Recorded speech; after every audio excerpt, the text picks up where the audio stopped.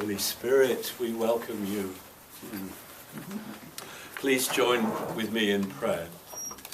You may want to direct the focus of your attention inwards, bringing it to your heart, penetrating its walls and breathing into it deeply. Resting in God's presence, breathe in unconditional love and breathe it out, filling the space around you with it. O Lord, you have searched me and known me. You know me when I sit down and when I rise up. You discern my thoughts from far away. You search out my path and my lying down and are acquainted with all my ways. Even before a word is on my tongue, O Lord, you know it completely. You hem me in, behind and before, and lay your hand upon me. Where can I go from your spirit?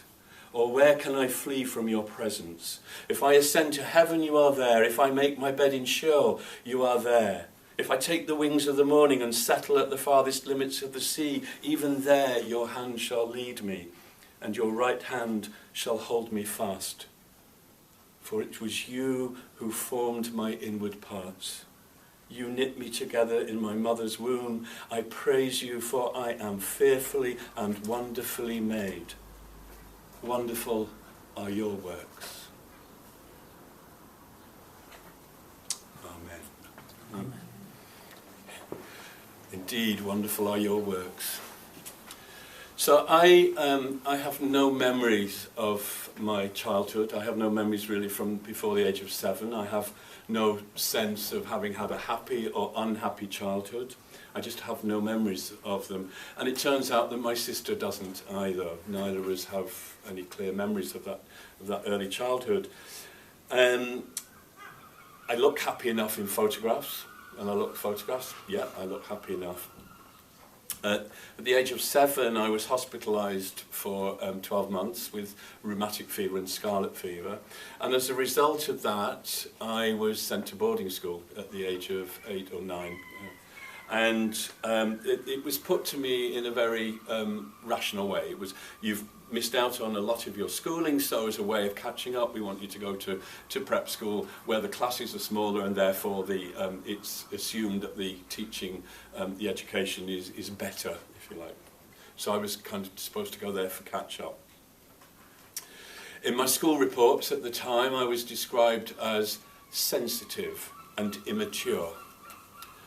In a boy's school report, you could imagine that seeing your son described as sensitive, this might be the first indications that your son might not be as straight as you thought he might or hoped he might be. And so I was sent off to boarding school, and although I could not have articulated the experience at the time, I could not have explained to you my experience then. The way that I can look back now and make sense of it is that I was told that I was loved and now leave. And so as an 8-year-old, we love you now, go leave. I couldn't make sense of it. But the sense that I think that I managed to make of it in the end was that there must be something wrong with me. I was in hospital for a year, I then sent punished, if you like, sent away to boarding school, and what else can I do but think there's something wrong with me? And how do I make sense of love when I'm told that I'm loved? We're doing this for your own good. We love you now. Kind of go. How do it gives? For me, it gave me quite a distorted idea and sense of what love might mean.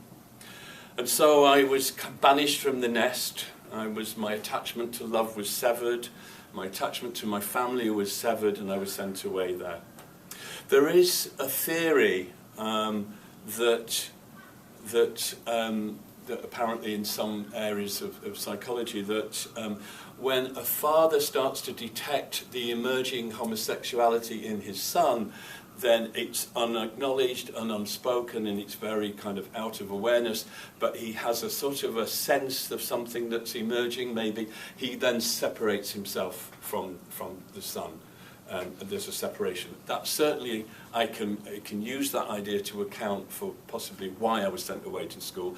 I mean, as nutty as it sounds, being sent to an all-boys school, I can imagine that somewhere it was like, it'll make a man of him, or it'll be the making of him, or something like that.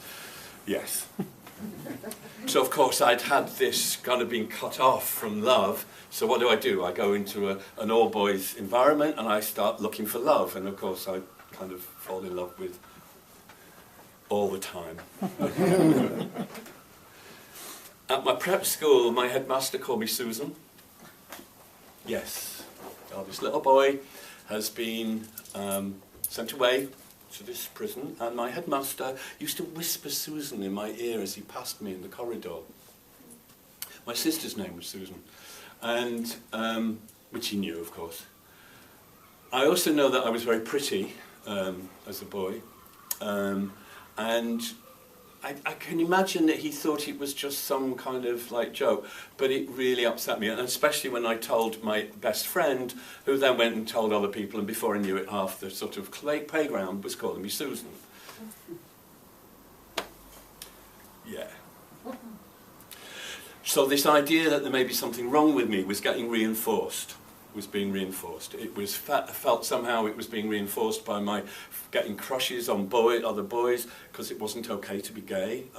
So this was all part of that, but not something that I could put into words or articulate. It was a real sort of felt sense, something kind of held within me. I think it also possibly accounted for where the birth of shame occurred, where the shame that I felt, that idea that there was something wrong with me translated into a sense of shame about who I was. And, oh my goodness, I have some notes down here, and so at school there was a boy called John Siddall who was really awful to me most of the time, who was really kind of dismissive and disparaging of me. And unless he wanted to have sex with me, and then he would be very nice, and I would be so desperate for connection, I would go running. I would go, yeah, and I would go. And that I've found has been repeated in relationships as an adult. I can recognise that as a pattern. But I was so desperate for some kind of connection.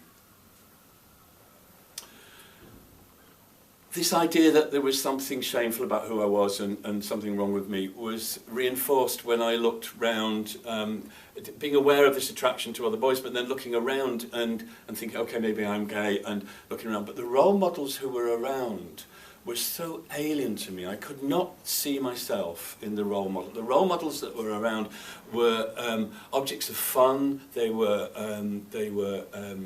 how do you say it? Caricatures. They were very extreme kind of. I'm thinking of people like Kenneth Williams on the radio and Hugh Paddock, and then on the television later there was people like John Inman and Larry Grayson. These very kind of, and we would tell jokes about Cecil and Cedric and stuff. This was at school, you know, as a way of separating myself from this. We would tell these kind of jokes, and so but I couldn't see myself in these lisping, limp-wristed stereotypes. So again, I felt different. I learnt to find connection in sex. I learnt that at school. I then, once I left school, I learnt to find it in anonymously in public spaces and stuff. Again, it was a way that I learnt to feel accepted and to have some kind of, as twisted as it sounds, I learnt to have some kind of self-worth in that. The fact that somebody wanted me, somebody wanted to be with me, they wanted to have sex, okay, but they wanted something from me.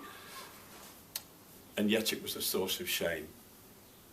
So I moved to London in the early 70s. I moved down to go to art school when I was 19. And I'd not been there very long, and I met some people from GLF. That was the Gay Liberation Front in those days. I met people from GLF. I met one particular person, actually. His name was Rex Stout. He was lovely. Sorry, Rex Lay. Rex Stout was a writer. Rex Lay. He was an Australian painter. I think we were both at art school. We must have met through that somehow. And he introduced me to some people who were involved in GLF who were squatting in a commune in Notting Hill Gate at the time. And this was very exciting to me.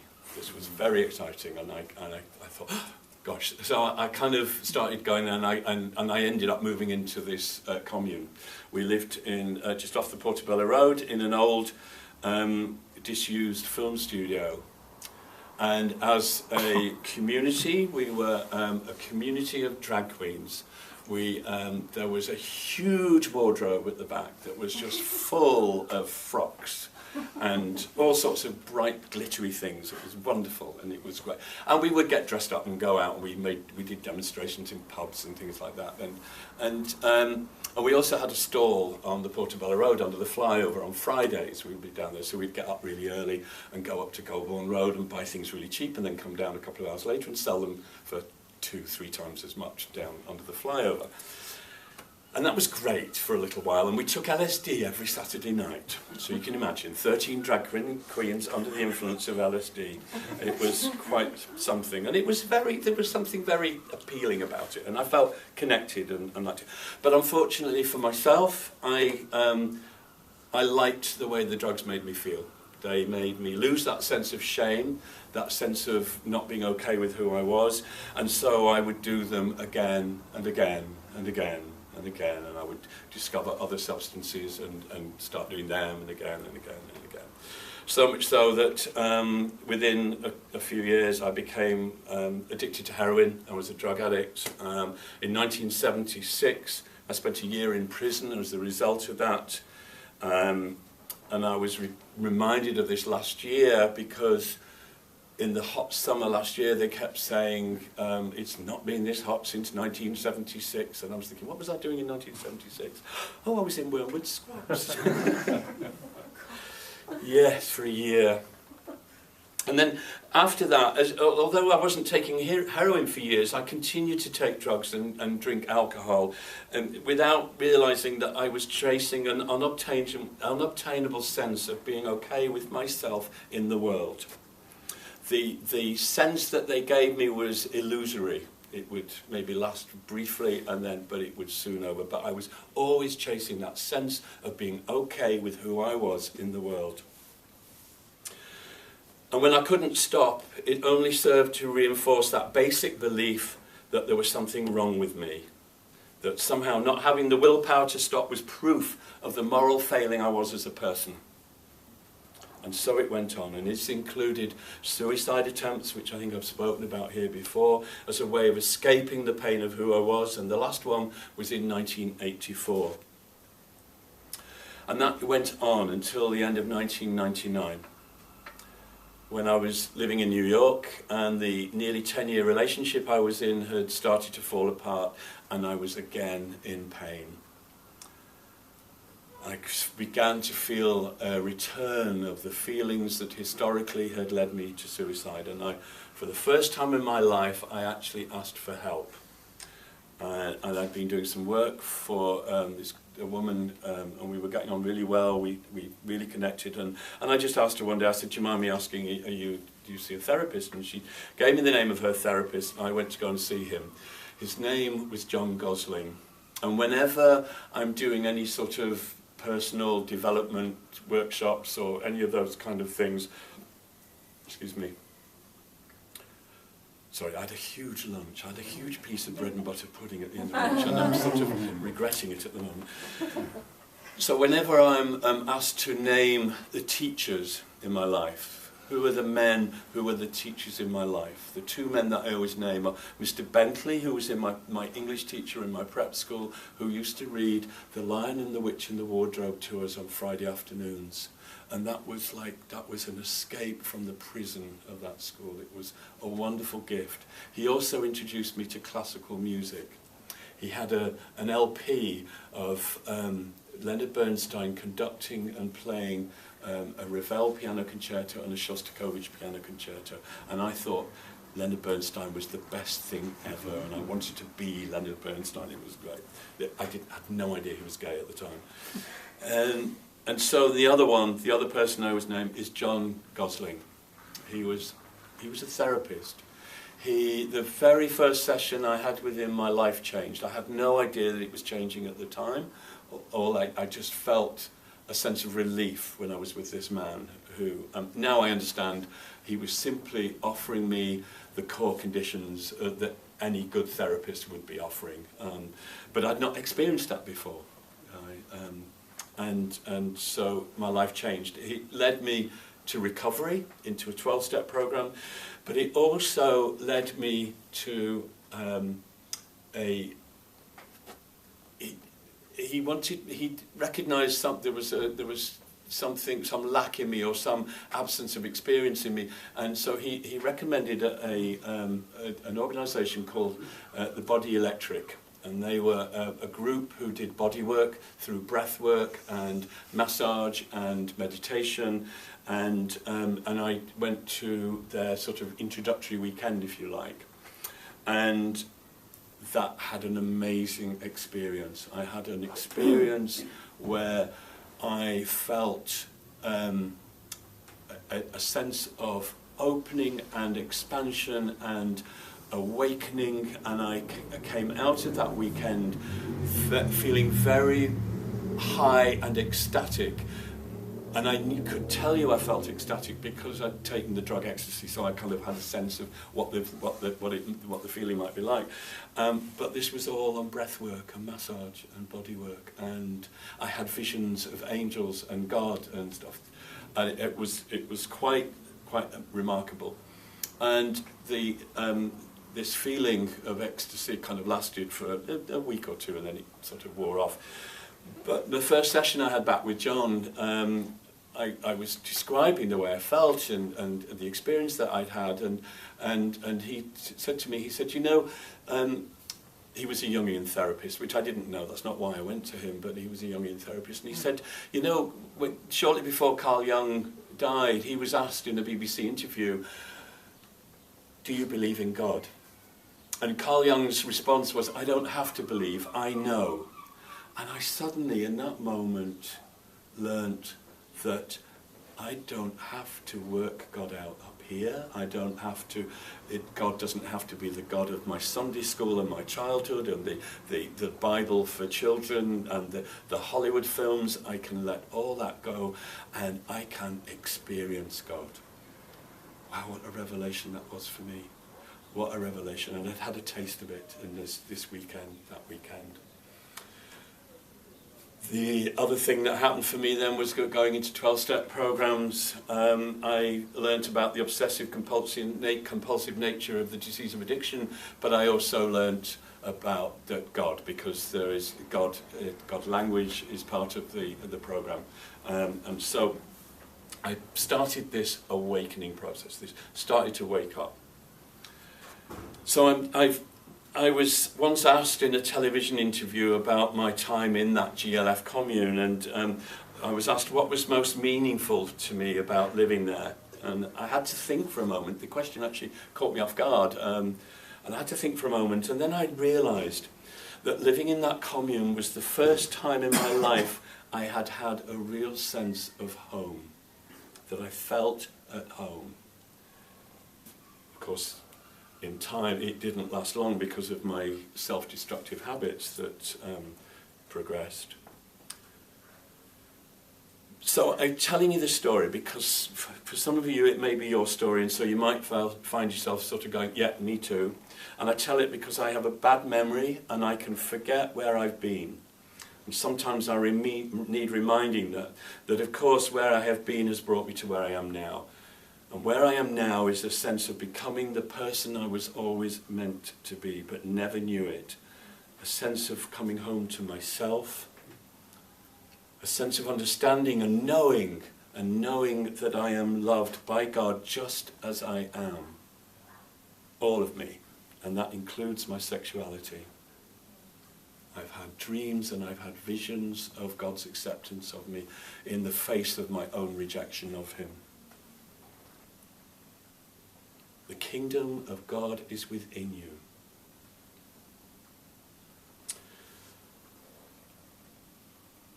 So in the reading earlier we heard the story of Mary going to the tomb. She goes hoping to find Jesus' body and will go and tend to it and care for it. But she finds him gone. The body's gone. So we can only imagine the distress that she feels in that moment.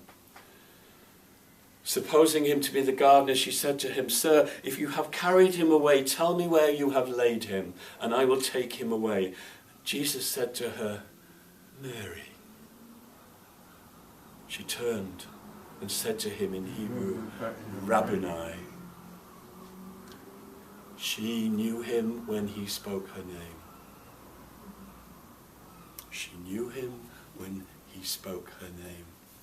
I find that really moving, that moment.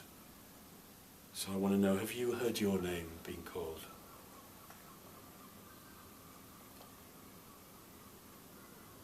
The song of your heart and the heart of your song is the essence of you. Your song is within you. The sound of your song is always echoed back to you. God sings your song to you all the time. That's how you recognize God's voice. You are not called to write or finish your song. It is already complete. You are called to live it, to sing it joyfully and to embrace it fully. Trust your harmony within. You know it. You have heard it before. You are drawn to its sound. Your heart song awakens you in the morning. It plays in your spirit as you rest. It calls you when you are restless. Dance with me and find peace.